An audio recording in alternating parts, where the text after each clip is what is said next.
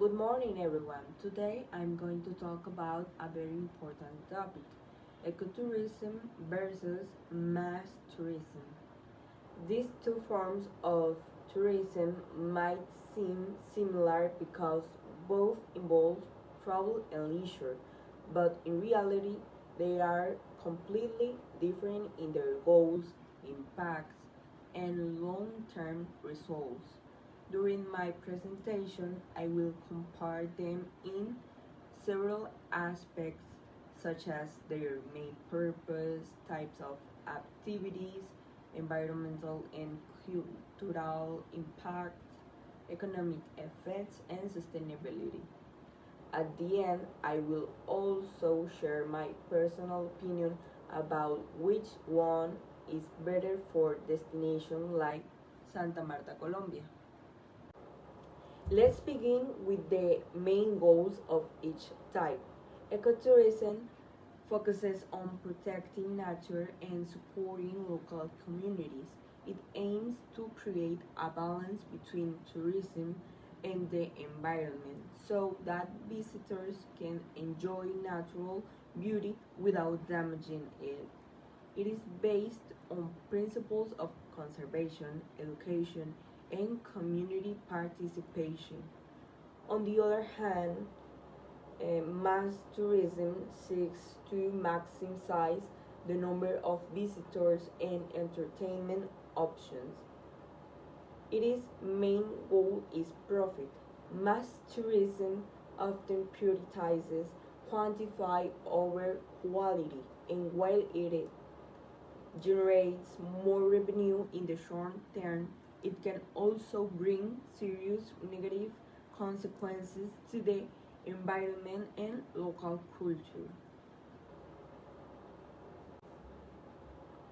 In ecotourism, activities usually include guided nature walks, bird watching, hiking, visiting small communities, and learning about local tradition or wildlife. The visitors are usually environmentally conscious travelers who prefer small groups and authentic experiences.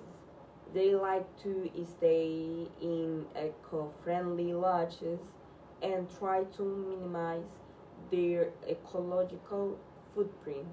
In contrast, mass tourism is more commercial and entertainment oriented.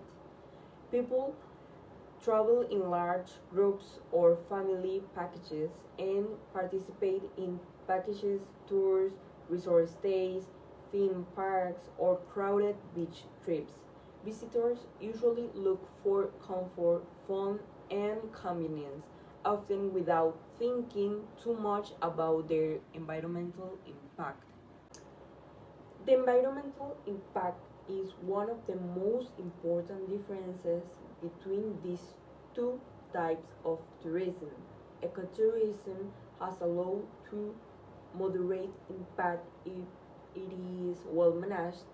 It promotes biodiversity conservation, environmental education, and respect for the carrying capacity of ecosystems, which means not exceeding the number of visitors that a natural area can handle.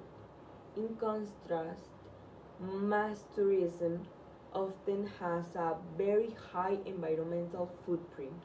Large resorts, heavy infrastructure, and excessive numbers of visitors cause pollution, habitat loss, and waste problems. For example, overcrowding on beaches can damage coral reefs and marine life, while uncontrolled construction destroys natural landscapes. Culturally, ecotourism encourages authentic interaction with local people and helps to preserve traditional customs. It supports community based tourism where locals can share their heritage in a respectful and educational way. As a result, it strengthens cultural identity and promotes mutual understanding. However, Mass tourism can lead to loss of authenticity and cultural commodifications that means turning culture into a product just to please tourists. For instance, traditional dances or crafts lose their real meaning when performed only for money. This can make destinations lose their uniqueness over time. From an economic point of view, mass tourism generates large profits quickly because of the number of tourists and big investments. However, much of this money leaks out to international companies, a phenomenon known as economic leakage. That means local communities don't receive most of the benefits. In contrast, ecotourism supports local businesses, small enterprises, and sustainable jobs. The income stays in the region and help improve education, infrastructure, and community projects. Even though it doesn't bring massive profits, its benefits are long term and more equitable.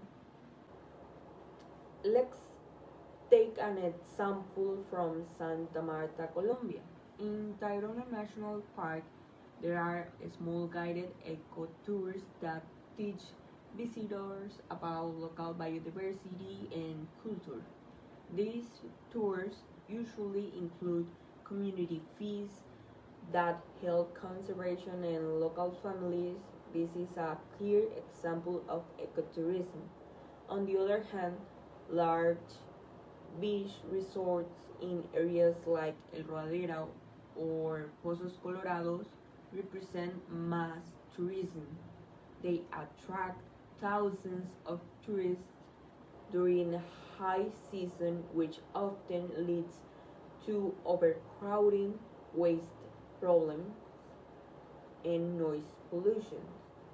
So we can clearly see the difference between both approaches. When we think about the future, ecotourism is undoubtedly more sustainable. It follows strict regulations, promotes education, and aims to preserve biodiversity for future generations. It teaches visitors to travel responsibly and to respect nature and culture. Meanwhile, mass tourism often ignores sustainability unless it is regulated by the government. It focuses on short term gain instead of long term benefits, which can be very dangerous for fragile ecosystems. In my opinion, ecotourism is the best and most responsible form of tourism. It allows us to discover the world without destroying it. It generates income, creates jobs, and promotes conservation at the same time. It is a perfect combination of economic development and environmental protection. Mass tourism can be good for quick growth, but it usually causes pollution, cultural loss, and environmental degradation. If we don't control it, we could lose the natural beauty that attracts visitors in the first place. Therefore, I believe that every destination, including Santa Marta, should invest more in eco friendly practices, regulations, and community based tourism projects. This way, we can achieve a type of tourism that is both profitable and sustainable. Thank you very much for listening.